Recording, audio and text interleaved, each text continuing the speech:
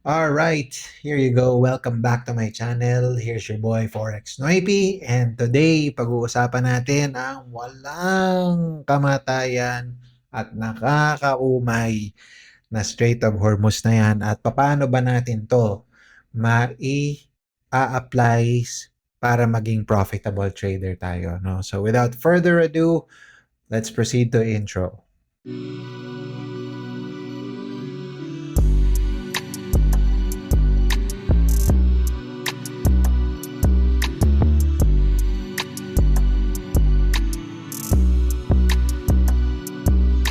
Okay, welcome back to my channel. Here's your boy Forex Noipy. Katulad nga ng sinabi ko kanina, pag-uusapan natin ang Strait of Hormuz at walang kamatayang diskusyon na nangyayari niyan. At paano ba natin to may apply sa daily life natin as a profitable trader? So, alam niyo yun, every few hours, iba na naman ang narrative.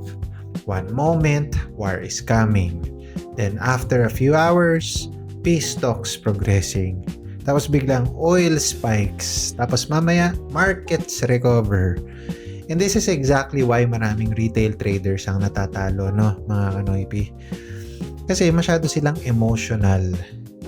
emotionally attached sa current events instead of actually focusing on actual data. Okay? So, halimbawa ngayon, pag-usapan natin yung Trump tsaka Iran, di ba? Right now, sobrang ingay ng market dahil sa Trump and Iran developments. Right? Media headlines are everywhere. Fear, missiles, oil, tensions, possible retaliation, and then immediately, retail traders start panic buying or panic selling or revenge trading. Diba? Very wrong maling-mali Diba? It creates an emotional loop. Ano yung emotional loop na sinasabi ko? Unang-una, fear. Tapos panic. Tapos FOMO. Alam niyo yun? Alam niyo yung FOMO? Bawa dito sa chart natin, no?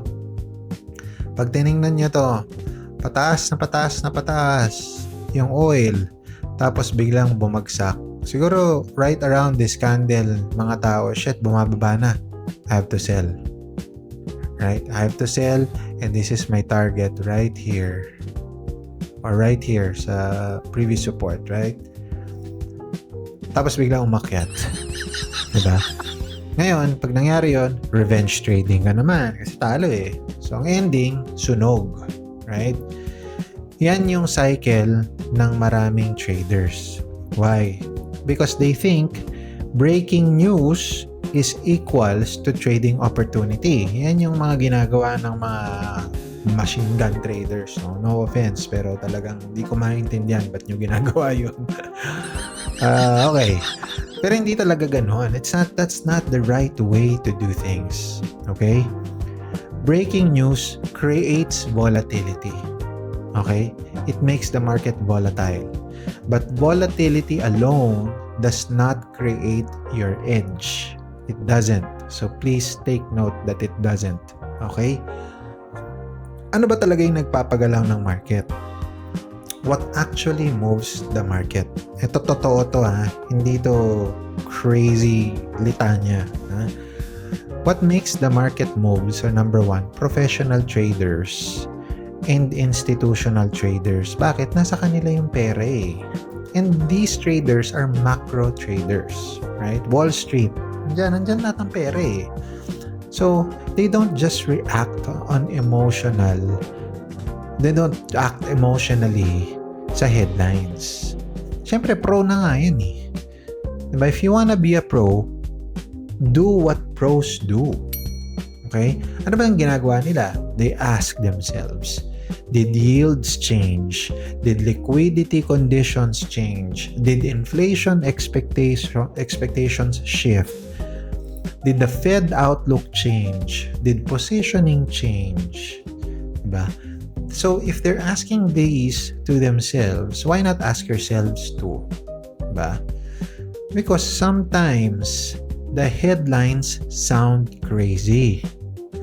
But the data says nothing structurally changed. So, maging data-driven tayo. Okay, mga kanoypi?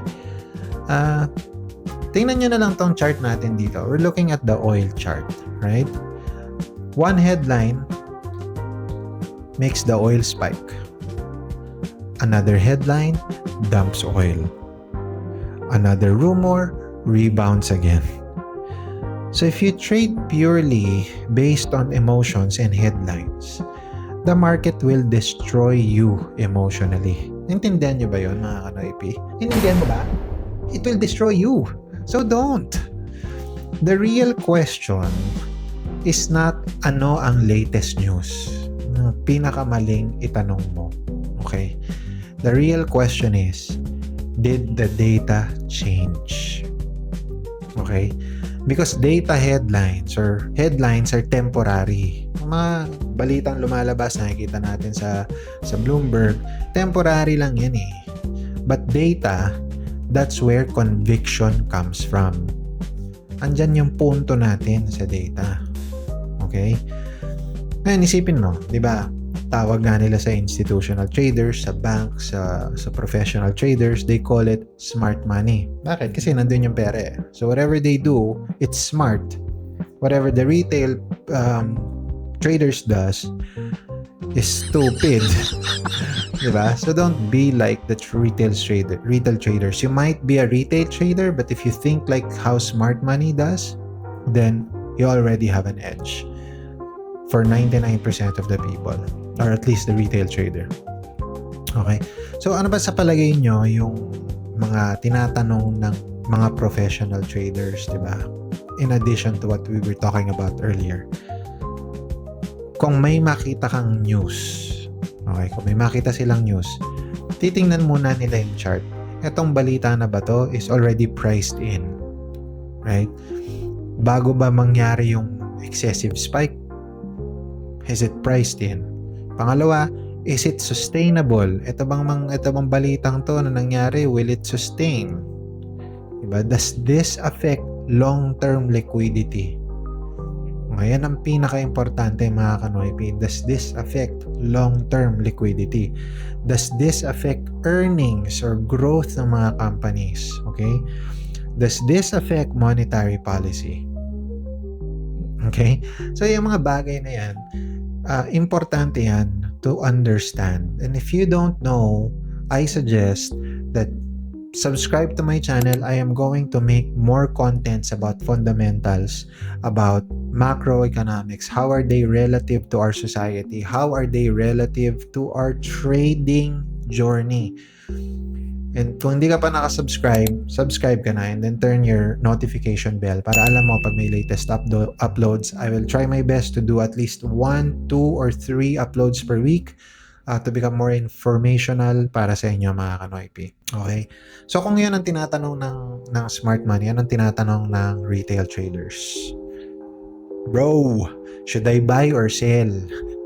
Ako sa community ko, pag may nagtatanong na sa akin, ano ba, should I buy or should I sell? Oh my goodness. Mapapasay na lang ako. Kasi kung nagtatanong ka if you should buy or sell, I suggest huwag ka muna mag-trade. Kasi you're dependent on other people's ideology into what positions or where should they enter. Diba? It's not right. Be your own you. Diba? Tapos, sasagot naman kung may ibang mamaro din dyan na retail traders. Sasagot, yes, Iran matters. Especially because of oil routes like Strait of Hormuz. Tapos, the market will react violently. And when I say reacting violently, that does not automatically mean long-term. Violent, it's volatile. So it's so difficult to not be data dependent. Kumbaga, nakikinig ka lang sa chismis. Mali yun eh. So don't be that, right? Okay. So what should you do? Kanoypi? So here's the framework that I want you guys to remember. Okay? Unang-una, observe the headlines. Observe. Okay, observe lang. You don't trade it.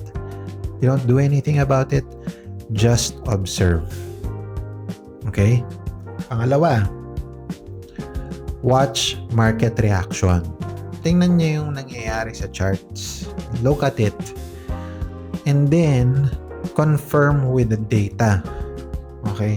Ano yung datang sinasabi ko sa inyo mga kanoypi? Ito, papakita ko sa inyo. So, I use the A1 Edge Finder Pro. Okay.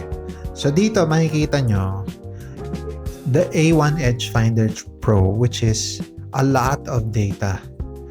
You have your COT data, you have your crowd sentiments, you have your economic health heat maps, your economic data is here, inflation, labor market, interest rate, housing data, you have your seasonality scanners. A lot of different data is here that helps me decide whether or not I should take a buy or not. Diba? And this, sa front page is the top setups. It's an algorithmic software that calculates whether you should be bearish or you should be bullish. This one is not the end all and be all ha mga kanoypi. This is not the alpha and the omega. Ito lang ang nagsasabi sa akin kung saan direction ko gustong pumunta. Halimbawa, GBP and ZT, very bearish. So, punta ngayon ako sa chart. Pupunta ngayon ako sa chart. Tingnan natin, GBP and CD. Just pick anything here. Okay, so nakita natin for the entire day today, very bearish siya. Tapos nakita mo yan, super strong candle. What is this? This is what? A 1.21% decline on the data. Should I enter? Of course not.